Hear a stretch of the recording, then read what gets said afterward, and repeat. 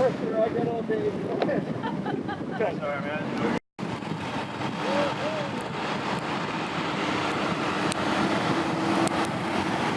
Get in, we're going to choke people.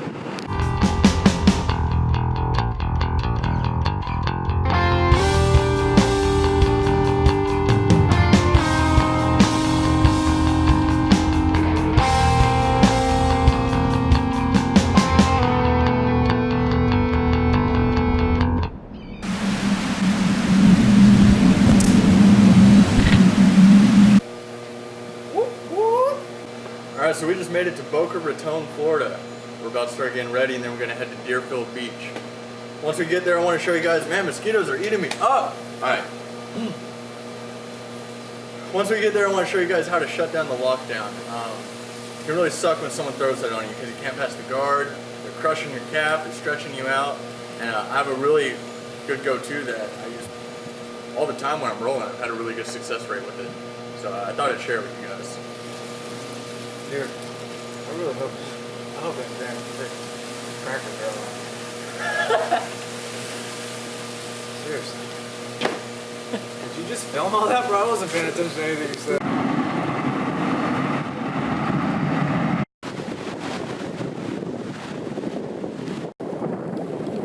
Nick, you ready?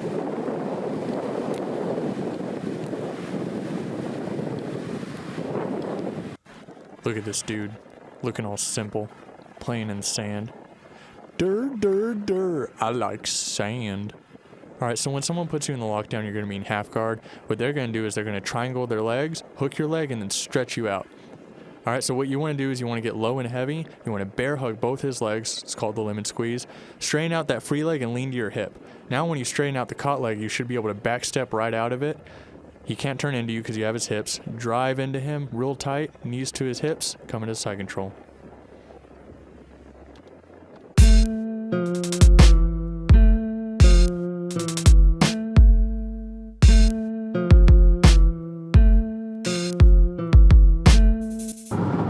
Woke up super early this morning.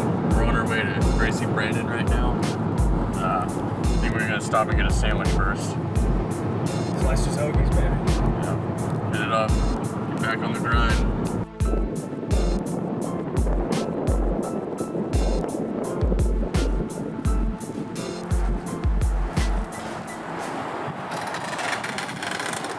Hey, Jiu Jitsu Gypsies! What's up, man?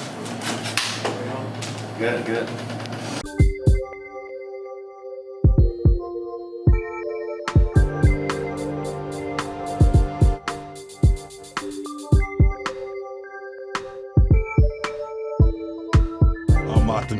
Out them trenches, right there where they be ball playing. Where they grinding out the mud to get it. Ain't no parlay with dirty deals to get you over the top or laid dead. Ain't no rules in my section, might get stretched out for what you said. I'm out them trenches, right there where they be ball playing. Where they grinding out the mud to get it. Ain't no parlay with dirty deals to get you over the top or laid dead. Ain't no rules in my section, might get stretched out for what you said. I'm out them trenches.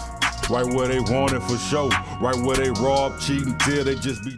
Hey guys, my name is Robby Donofrio. I'm the owner of Gracie Brandon here in Riverview, Florida. I'm a black belt under Rob Kahn, and I'm going to show you guys a guard pass and then into a heel hook. So check it out. He's in this butterfly guard position. Okay. Sometimes when I step in the middle here, he wants to get this shin on shin action going, right? He wants to maybe get control here. If I do this, and he gets control, now everything is in his offense. So normally you'll see guys back up and try again. So what I want to do is distract him, snap his head down, and I like to push it just like this. When I do that, normally they're going to resist, they're going to try to pop their head up. And when they do, I step real deep in. Notice my foot is underneath his thigh. Okay? Once I do that, there's no more shin on shin. Okay? Since there's no more shin on shin, I'm going to take my knee, and I'm going to drive it into his chest, and I want to put him on his back, okay? He's going to try to go half guard, but I'm going to put him on his back. So I come here, boom, okay? Now I've split his legs. There's no way he can put a foot on my hip to control, okay? And from here, I can get real low, and I look for this underhook. Now I'm here, I've split the legs, he can't get inside my hips. Spencer, can you get out of this? Not without giving you the pass. Right, nothing he can do, okay? So I get real low now, I put my other hand on the mat, and I just slide off the side. Okay, so again, we're here, okay? We're playing, we're hand fighting, I distract him, pushing his head down. When he pops it back up, boom. Notice my hands go to his thighs. My hands go to his thighs, it stops him from putting a foot. He may want to come here, okay? And that stops me. So I put my hands on his thighs, pop that knee in, now I'm here. I look for my underhook. I get real low, notice I'm sitting on my heel, and I slide. In real time, we're here, hand fighting, push, he pops up. Keeping him on his back. There's my pass. Also too, sometimes we get here. He pops his head up. I step. Sometimes they want to force that half guard position. Once I come under, look, watch my hand. Locking it in. Reaching over. Let's turn so they can see. Wait a little bit. I'm here using my knee to block him from coming in. Post up on my foot. Remove this foot. Whoops. Messed that one up. Drive the heel and finish. That one again. Head down. Step. He goes into half. I reach through. Using my knee to block him from reaching me.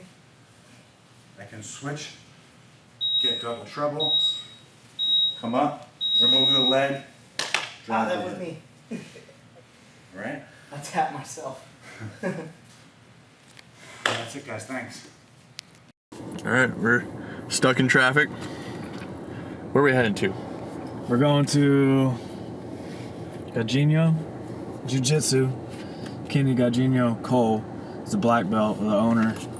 It's in Coral Springs, Florida. He has a really good outlook on jiu-jitsu in my mind. He has this whole thing about vets and other people in the world that need help that can't afford jiu-jitsu, so he teaches jiu-jitsu for free out of his house, out of his garage actually. And you know, he has a complete understanding because he's a Marine Corps vet and has seen people with PTSD and has put people through jiu-jitsu that have PTSD. And it wasn't like a right away thing, but over time, them guys sticking with it completely changed their lives. People were getting off medication and strictly on jiu-jitsu. So yeah. Shout out to Jiu Jitsu Gypsies. Get your mind right.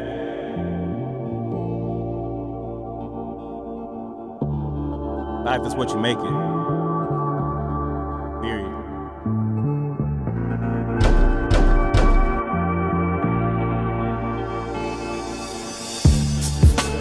To the point of no return. In this world of fire, I'm watching visions burn. Pawns take their turn, but they will never learn how to be a king and respect is earned. My name's Grandinho Cole. I'm a first degree black belt under Carlos David Olguera. I've been training jiu-jitsu since 1997, and I started training jiu-jitsu with Nato Tavares. Got my purple and my brown belt under Max Wilson, who's a 9th degree red belt out of Brazil. And it's kind of my mentality. I think that's why I got away from being in a big gym. I'm not a big gym. I just said, you know, it just wasn't fun. Like having to worry about paying the keep the lights on, or pay the water bill, or this and that. You know, to worry about getting advertising and get people in the gym. I was like, it just takes the fun out of the sport for you. And I was like, I don't have to worry about paying bills so that I can teach. I was like, you know what? I want to be able to teach people that might not be able to afford to come and train. I want to be able to teach people. So I closed the gym and started teaching out of my garage. And I had a bunch, that last year that I had the gym open, it was almost like I had my regular students, and I had a lot of vets that were coming that had PTSD. And I realized that for a year and a half, I realized that these guys were benefiting from coming to train jiu-jitsu. It was like a huge stress reliever for them. Like, you know what I mean? I had a couple guys that came that were like, when they first came, they were like on the cocktail, the VA cocktail, for this or that. They came and started training, and it just changed their whole mind, and it was just like so therapeutic for them. And not only was it therapeutic for them, but it was good for like my regular students that, that weren't exposed to military guys, or, so they now, all they knew about the military was seeing stuff on TV or on the news or whatever, and then they actually get to sit down with this guy who's a vet, and, they learn the difference between Memorial Day and Veterans Day, they learn, the whole, thank you for your service, and they learn all that because they get to learn it firsthand from somebody that, that lives that life or has served their country. And it just, at that point, it became like one of those things I was like, you know what, this is what I enjoy doing. And it was almost like I had to teach people so that I can do what I wanted to do, that I was passionate about, like I needed one to do the other, and it was like, I don't want to do that anymore. I just want to do this and be able to teach people and help people, help people heal. I mean, I've had, since I started teaching vets, I've probably had about a good 40 vets come through and train. And even if they're not training with me, like they moved to other places and they're still training, they continue, and that's all I care about. What I care about is the fact that, you get your ass off the couch, feeling sorry for yourself and saying, I got PTSD, and letting it rule your life, and start to learn how to take charge of your life and take hold of your life again. And I think a lot what happens is so many of these guys come home and they go to the VA, and the VA is like, what are your symptoms? You go, what? You can't sleep? You can't sleep? You have nightmares? What? You have this, you have that? And they just have a formula that they have, and they go like this, here's your bag of medicine, go take all this medicine. So they gave you medicine because you have anxiety. That anxiety fucks you up, so now you got erectile dysfunction, so now they got to put you on something for erectile dysfunction. Then they put you on something because that fucks you up. So before you know it, this guy's, what? Fucked up. 19 years old, 20 years old, and he's on a bag of medicine. Yeah, Mixing all of it, walking through life like a zombie, not even knowing what's going on. And I've had guys, man, that come through and they start training, and they're like, dude, I'm getting off of this, I'm gotten off of this, I'm weaned off of that. And to the point they're like, you know what, I'm not even taking any of this shit anymore. It was like, they're like, this is so much more therapeutic for me. And I always, the best way I always tell people like, hey, what is it you do? And I was like, I call it choke therapy. Right. Because think about it, what other sport do you get to come in, choke the shit out of somebody and, and hug it out at the end? Or, like, what we'd always do is, I'll tell you, we'll sit down, we'll bullshit and we'll talk, before class and say, hey, what do you got going on, And most of the time you start to be able to read these guys and see if when they have something going on, when they're like, they're going through an episode or whatever, you sit down and talk to them, we sit and we talk. And then they're like, you know what, I'm so glad I came to class today, because I was in a shitty place, and I feel great now, and if you can take a guy and expose him to that, as opposed to, to just doping him up and having him numb to life, and for me that's the it's the ultimate gift. Hey, we just want to thank Robby Donofrio and Spencer Mummy at Gracie Brandon and Kini Cole at Grandinho Jiu Jitsu. Thank you guys for letting us come out and film, man. It was an honor and a pleasure. Can't wait to see you guys again.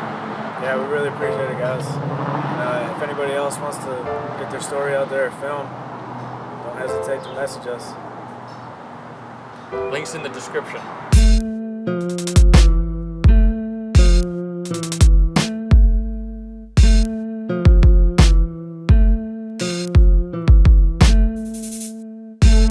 You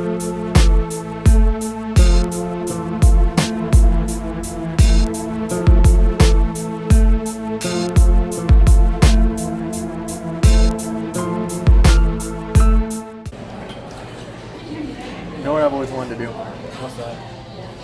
I've always wanted to lie naked on a bearskin rug in front of a fireplace. Well, why don't you? Apparently, Cracker Barrel has a policy against that. Yeah, that's probably pretty frowned upon.